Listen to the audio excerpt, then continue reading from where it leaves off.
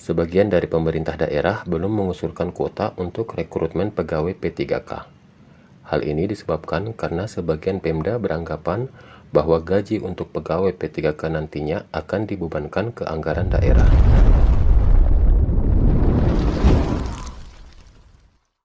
Assalamualaikum warahmatullahi wabarakatuh. Wakil Ketua Komisi 10 DPR RI Agustina Wilujeng mempertanyakan perihal adanya beberapa daerah yang belum memasukkan usulan untuk pengangkatan pegawai P3K. Hal ini disebabkan karena adanya persepsi yang mengatakan gaji untuk pegawai P3K ditanggung oleh pemerintah daerah. Bagaimanakah tanggapan Komisi 10 DPR RI mengenai hal tersebut? Apakah guru calon P3K akan tetap mengikuti tes seleksi pegawai P3K? Berikut cuplikannya. Baik, kami persilahkan untuk menyampaikan paparan dan penjelasannya. Saya kira kita berikan penghormatan kepada teman-teman yang hadir secara fisik di Komisi 10. Kita mulai dari Pak Bupati terlebih dahulu, Bapak Bupati Bengkulu Selatan. Ini silakan Pak Bupati. Terima kasih. Bismillahirrahmanirrahim. Assalamualaikum warahmatullahi wabarakatuh. Salam sejahtera untuk kita semua. Beberapa waktu yang lalu kawan-kawan honorer dari Bengkulu Selatan juga, kalau tidak salah, sempat berkunjung ke DPR RI untuk bertanya, berkoordinasi tentang nasib-nasib mereka. Di samping memang kebutuhan kami akan tenaga pendidik ini memang sangat mendesak.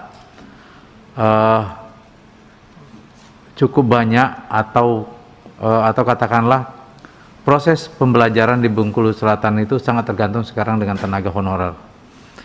Dan kami di daerah pun, apalagi di tengah pandemi COVID-19, tentu tidak bisa memberikan penghasilan yang layak kepada para honorer ini. Walaupun kami baru saja menerbitkan semacam SK dari Bupati yang untuk memberikan tunjangan khusus melalui bos daerah untuk mereka. Namun ini tidaklah cukup.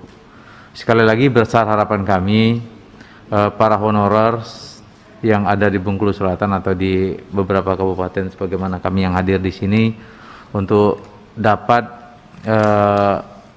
diperjuangkan oleh DPR RI agar bisa diangkat mereka menjadi ASN yang nanti penggajiannya diharapkan ditanggulangi oleh pemerintah pusat. Untuk sementara itu dulu Ibu yang perlu kami sampaikan. Intinya kami sangat berharap bahwa para honorer baik yang dari guru maupun honorer yang lain yang selama ini juga dikenal dengan istilah K2, mohon kiranya dapat diperjuangkan oleh DPR RI dapat menjadi ASN. Terima kasih. Assalamualaikum warahmatullahi wabarakatuh. Waalaikumsalam. Terima kasih Pak Bupati. Kira-kira Kabupaten Bengkulu Selatan ini sudah mengusulkan formasi P3K secara keseluruhan atau belum? Sebagian ada, bahkan ada beberapa seperti tenaga pertanian itu sudah menjadi tenaga P3K, Bu. Kalau untuk guru rencana kita tahun ini tadi, tapi kita belum bisa melakukan penerimaan P3K karena anggaran yang belum memungkinkan. P3 soalnya P3K ditanggung oleh pemerintah daerah. Baik, saya rasa itu Bu, terima kasih. Terima kasih Pak. Jadi menurut Pak Bupati, tenaga P3K ini nanti kalau diangkat anggarannya menjadi beban pemerintah daerah. Kalau selama ini P3K itu ditanggulangi oleh pemerintah daerah, Bu. Makanya kami berharap ke kawan-kawan P3K maupun honorer ini bisa menjadi ASN agar nanti beban pembiayaannya bisa dimasukkan ke gaji yang ditanggung oleh DAU atau dari pemerintah pusat. Begitu, Bu. Terima kasih. Baik, karena kan menurut, boleh ya Pak saya bertanya terus ya Pak, karena memang ini yang diundang adalah yang memiliki persepsi bahwa P3K yang diangkat itu nanti akan menjadi beban anggarannya ke daerah. Nah, padahal kan yang disampaikan oleh Mas Menteri yang didampingi oleh Menteri Keuangan waktu itu kan plannya tidak seperti itu. Penjelasan yang kami terima dari Menpan RB, dari Menteri Keuangan, dari Mendikbud, dari Mendagri tidak demikian. Tetapi kan lapangannya ternyata menimbulkan persepsi yang berbeda dan sangat masif. Carut marut inilah Pak yang membuat kita harus membuat panja. Karena sebenarnya anggaran untuk 1 juta tenaga honorer guru itu sudah disiapkan. Sudah disiapkan. Nah sekarang kan hanya ada 500 berapa ribu yang masuk. Pertanyaan kita kemudian adalah mengapa? Sebagian besar dari kementerian lembaga memberikan jawaban bahwa pemerintah kabupaten kota tidak mengusulkan semua.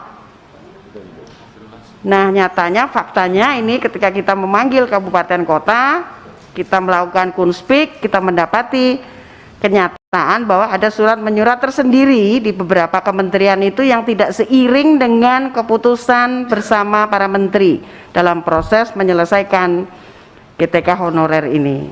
Nah karena itu kami mohon dibantu informasi sedetil-detilnya, sejelas-jelasnya supaya tidak terjadi sengketa dan mempermudah Bapak Ibu dalam membantu GTK honorer ini untuk segera bisa menjadi ASN.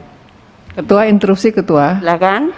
Senyampang dengan yang disampaikan Ketua, apakah boleh juga dijelaskan sudah adakah sosialisasi dari kementerian terkait bahwa penanggung jawab keuangan untuk GTK honorer ini yang akan diangkat menjadi P3K ASN itu adalah beban dari APBN. Apakah sudah ada sosialisasi seperti itu atau belum? Itu Ketua. Mungkin izin. itu perlu diberikan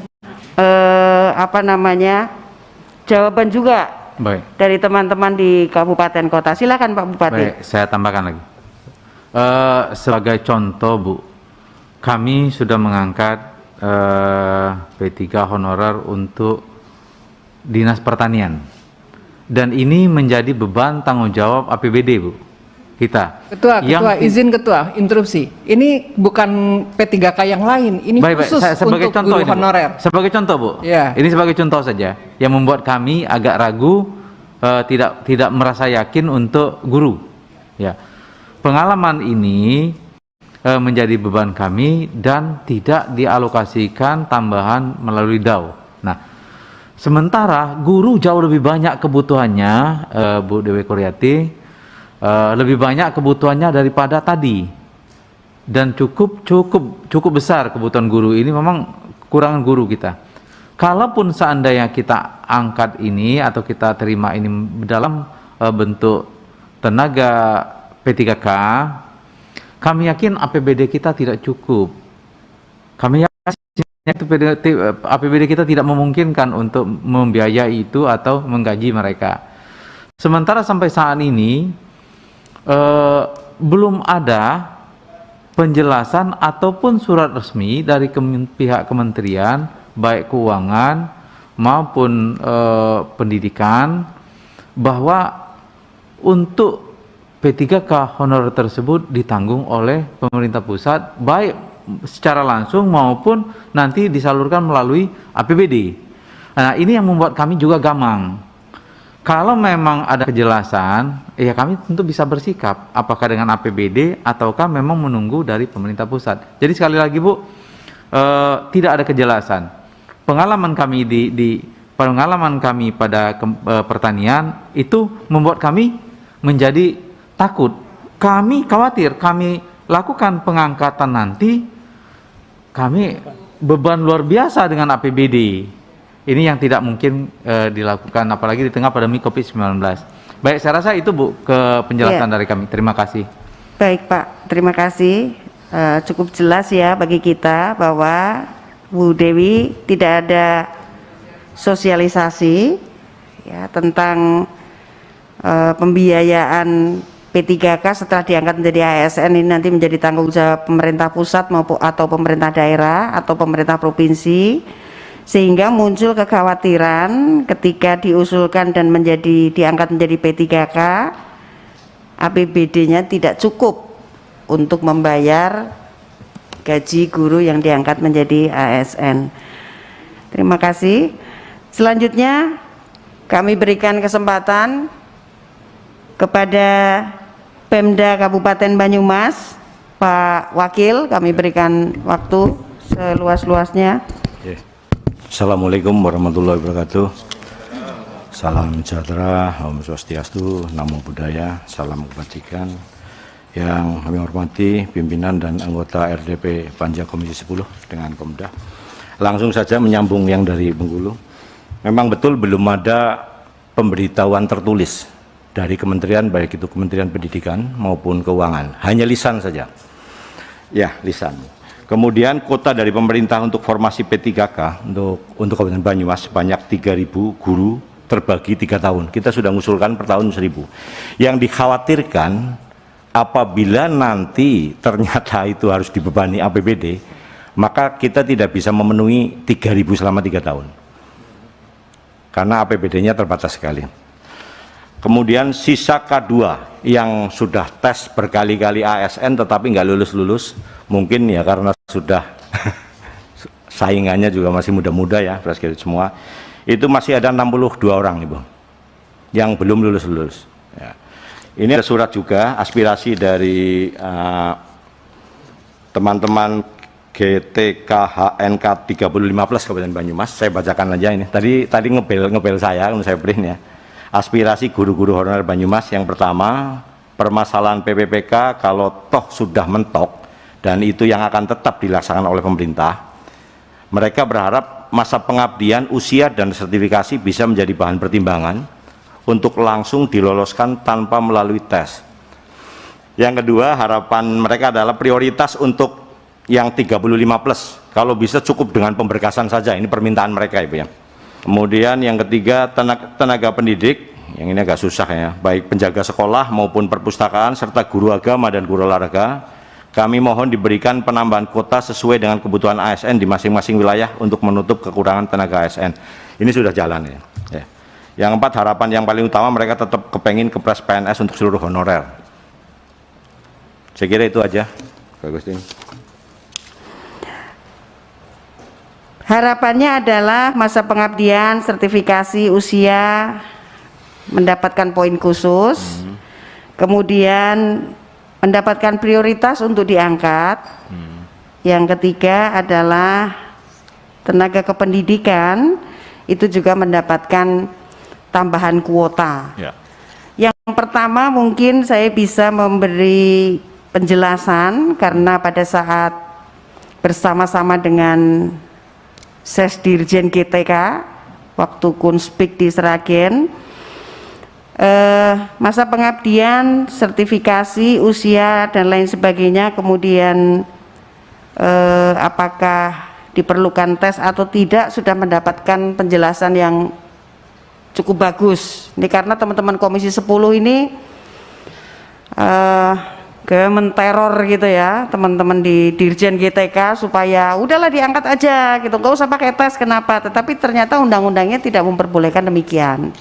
Maka akhirnya sampai pada kata tengah bahwa guru-guru hanya diberikan tes terhadap mata pelajaran yang diberikannya saja, sehingga kami yakin akan lulus tes. Jadi tes itu untuk memenuhi persyaratan undang-undang, tidak bisa dilewati. Tapi tesnya ini dipermudah. Kemudian masa pengabdian dan usia, ya ada poinnya, betul.